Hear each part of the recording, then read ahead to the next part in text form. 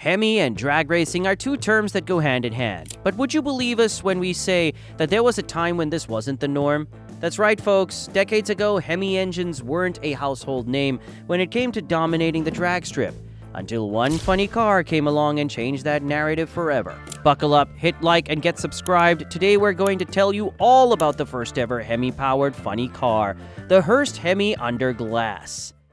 Origin and impact of the Hemi. Before diving into the Hemi Under Glass dragster, let's take a look at the legendary powertrain that drives its wheels.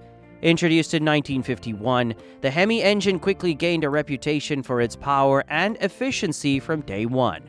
The hemispherical shape of the combustion chamber allows for a more direct and efficient transfer of the energy released during combustion to the pistons, leading to an increase in power output and improved performance. While the Hemi engine has seen numerous iterations throughout its history, some truly legendary versions have to be highlighted. I mean, which engine lineage can boast that there are more than half a dozen iterations of it that produce over 500 horsepower straight from the factory? And we aren't only talking about modern Hemis either, as in the mid-20th century, Chrysler engineers pushed the boundaries of hemispherical technology, creating powertrains that would constantly be among the most powerful engines the world had seen up to that point. From the legendary 426 that dominated NASCAR to the modern semi-charged Hemi engines found in Hellcats, Scat Packs, Trackhawks, and Damons, the influence of the Hemi engine on automotive culture is undeniable.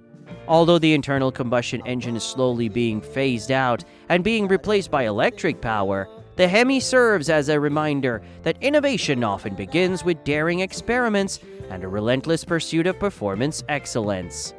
The glory days.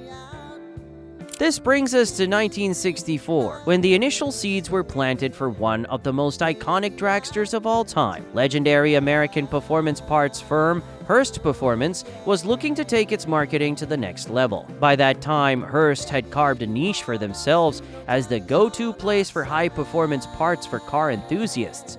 And they weren't just about raw horsepower either. Hurst understood the desire that car guys had for a unique driving experience and catered to varying levels of performance needs as a result. And this understanding of their fan base directly fueled their innovative marketing strategies. Hurst's genius lay in recognizing the power of experiential marketing, and soon the racetrack became their stage. They weren't just selling parts, they were building relationships. By providing on-site support to all competitors, regardless of whether they used Hurst products or not, the company showed a genuine commitment to the racing community. This goodwill grew brand loyalty and painted a positive picture of Hurst in the minds of racers and spectators alike. Furthermore, offering extra prizes for wins involving Hurst products gave racers an incentive to choose their parts, creating a win-win situation for both the company and the racers. Hemi Under Glass was a collaboration between Hot Rod Magazine's Ray Brock, Wild Bill Shrewsberry, and George Hurst. And to say that this concept was audacious would be an understatement. We're talking a Plymouth Barracuda with a souped-up Hemi engine proudly showcased under the transparent glass canopy in the rear. This Hemi Under Glass was designed to be a showstopper, and it certainly delivered in spades. Driven by Bob Riggle, the car made an immediate impact, popping a spectacular wheelie on its very first run. Over time, the Hemi Under Glass evolved into a series of exhibition dragsters, captivating audiences throughout the 1960s. Each year, the car was based on the latest Barracuda model, with the fuel-injected Chrysler Hemi engine sitting proud and center beneath the rear window. This rearward weight distribution was the key to the signature move the car would come to be immortalized by.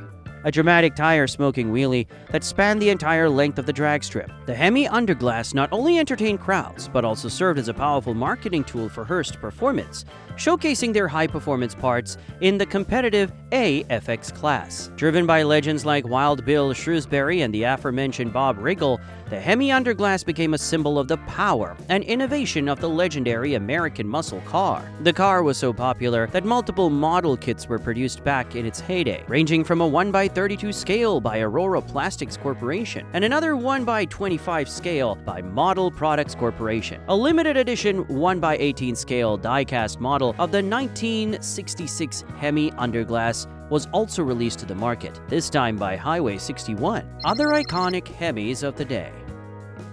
The success of HEMI Under Glass inspired a wave of similar builds, solidifying the Wheelstander as a popular exhibition class within the NHRA. The mid-1960s saw a surge in these incredible feats of automotive engineering, with mechanics and drivers pushing the boundaries of horsepower and weight distribution. While the Barracuda gained the most attention, other iconic machines like the Little Red Wagon, built in 1964 by Jim Schaefer and John Collier, were proving that all wheelstanders didn't have to be sleek and aerodynamic, instead opting to save weight by opting for fiberglass doors and a stripped interior to focus on pure power. Bill Maverick Golden took the wheel of the Little Red Wagon, and in 1965, during an 11-second quarter-mile run at the American Hot Rod Association event, achieved a record-breaking 7 wheel stands.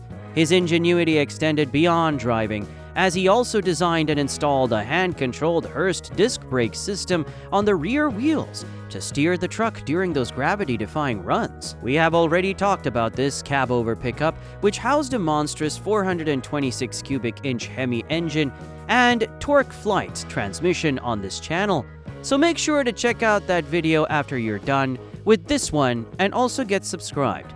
Tampa's Tommy Stringfield took a unique approach to the Wheelstander formula, cramming not one, but 2 extra engines into the back seat of a 1966 Chevy Nova. This triple trouble monstrosity achieved a remarkable feat, wheel standing for a distance of 4,100 feet at a speed of 110 miles per hour. Meanwhile, Arnie Frank opted for a more classic muscle car, a 1966 Ford Mustang, nicknamed the Green Mamba for its color and venomous performance, propelled by a fuel-injected 426 Hemi, often balancing precariously on its rear wheels thanks to its immense power, just like HEMI Under Glass would come to be known for. These ludicrous machines became rolling testaments to the innovation and audacity of drag racing enthusiasts in the 60s and 70s, with the Hemi engine's brute force coupled with the engineering wizardry of mechanics like Schaefer, Golden, Stringfield, and Frank, resulting in a new era of adrenaline-pumping exhibition racing, thrilling audiences with ear-splitting roars and gravity-defying antics. Later days and 2016 mishap. As we mentioned earlier, the HEMI Under Glass Barracudas enjoyed success throughout the 60s and 70s, being driven across drag strips all over the land of the free, until Wild Bill Shrewsberry left the project to work on his own car, the LA Dart. This handed the keys to Bob Riggle, who became synonymous with the car, developing innovations and pushing its performance to new heights.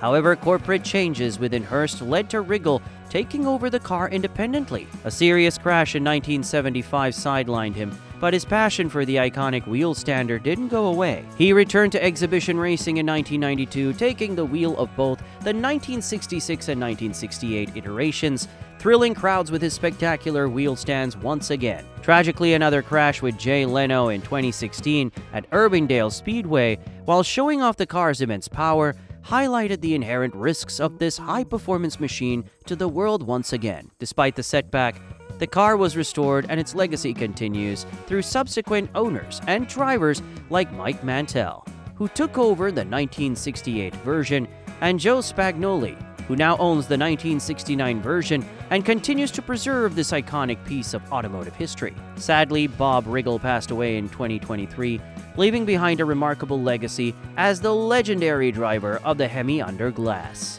Thirsty for more stories from drag racing's past? Then make sure to subscribe to our channel, because we've got a ton more content heading your way.